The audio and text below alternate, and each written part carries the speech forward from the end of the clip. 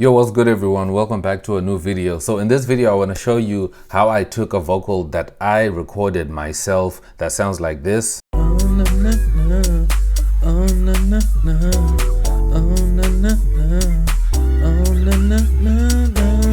And made it sound much better into sounding like this.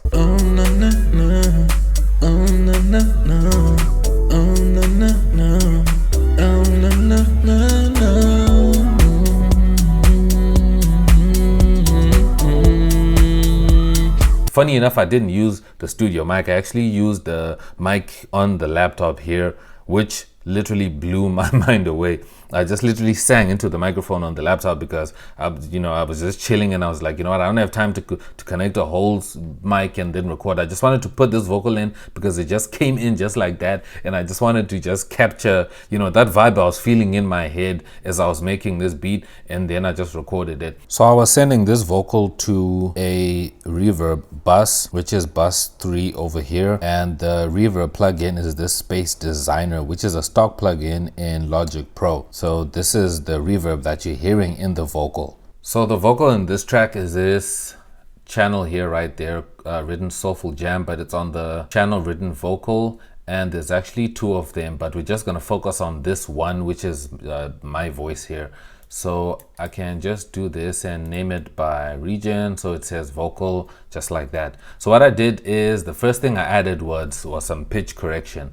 So you can use any pitch correction that you have in your DAW, but here in Logic, I just use the pitch correction that they have in here. So this is what it looks like. So without the pitch correction, it sounds like this. Oh, no, no, no. Oh, no, no, no. Oh, no, no, no. Oh, no, no, no, no. So I wanted to add pitch correction just to kind of give it a little bit of style. It wasn't really trying to correct my pitch too much because my pitch wasn't, all the way off. But this is how it sounds with the pitch correction. Oh, na, na, na. Oh, na, na, na. Oh, na, na, na. Oh, na, na, na. So I was using like a really fast response so that, it kind of corrects like super heavy and like super aggressive. And I was just using the normal range instead of the low, because I wasn't really using like my low speaking voice like the one I'm speaking with right now. It wasn't anything like that. And I also I found that the root note D and the scale, a major scale, worked fine, and that was it. So the next thing that I added here was just a channel EQ, which is this EQ here. So this is without the EQ. And then this is with the EQ.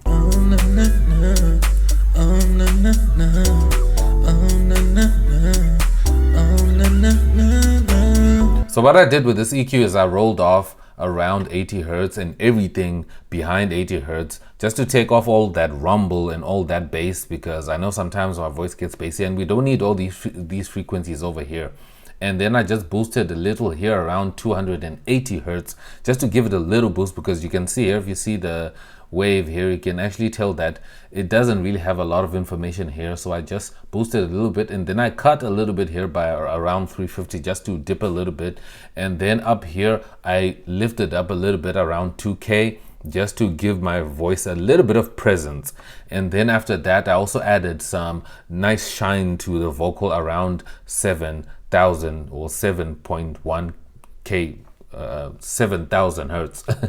7,100 hertz. I just added a little bit of brightness just to make my vocal nice and bright, so that it kind of, because it felt a little bit dull, so I added an EQ. So this is where we're at right now.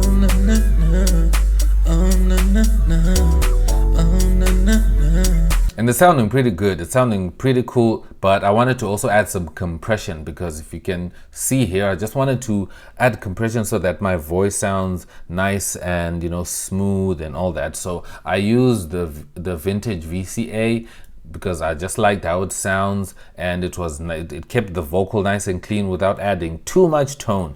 So my threshold was around minus 30, close to minus 40. I think minus 40 is fine, and my ratio was 3.1 to 1. So that was my ratio, and then you can see here there's my knee, and then my attack and my release, and just a little bit of makeup gain just to, you know, add a little bit more volume that I had lost, because you can tell my threshold is super low. Like I was trying to really squash the vocal. So now this is without the compression,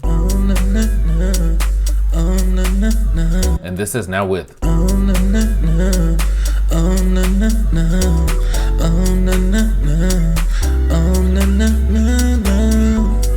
So you can tell the compressor is really catching all those peaks and really leveling everything out, and, you know, just making my voice nice and smooth. I just like how it sounds and just how it's going on there. So I added a noise gate just to gate out the certain points where there was like a little bit of a headphone bleed. So if I solo the sound here, I'm sure you'll be able to hear that there is some noise. So let me just.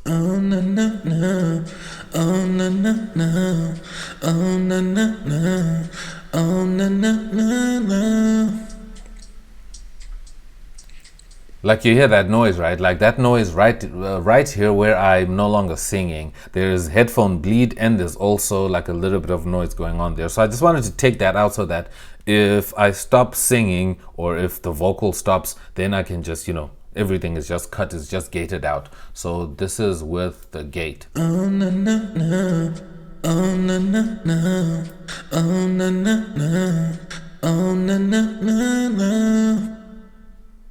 So you can see it's opening and closing here, and the threshold was minus 20 dB and the reduction was minus 70 dB. That's how I had it, and I just raised the release a little bit to like 37.4 milliseconds, just to, you know, let it release a little bit slower, that just make it do that. So that's what's happening. So all together it sounds like this.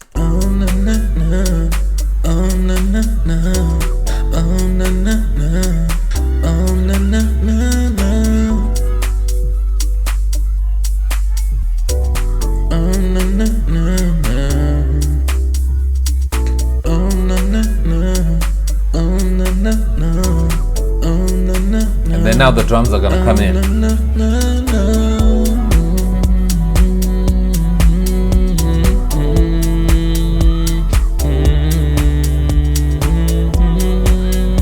So me adding these vocals was just to lay down an idea, like a vibe that I had in my head. So if I want to maybe have a vocalist add some vocals to this track, they can have a starting point, they can have a reference of what I'm kind of feeling as someone who's kind of composing this track, and then take it from there, which is something that I think you guys should do. If you're composing and you feel kind of a vibe in your head, just record it. It can just be for you. You don't have to let anybody listen to it, but it's a good idea. You can just turn on a mic. It doesn't really have to be like a studio mic or anything. Even if you have a laptop and it does have a mic, just record something and just capture that. It can be a good reference for vocalists to just be like, yo, look, I had this idea of kind of a flow that I had for this beat that maybe you can, you know, work from, just to give them an idea, and then you can take it from there. But anyways, let me know what you think down below, and also drop this video a like, and I hope you found this super helpful. This is how I process these vocals. So if this was like a fully performed vocal, I'm sure I would have added way more effects, but I just kept it super nice and simple, just to emphasize, to kind of have an idea of where I might take this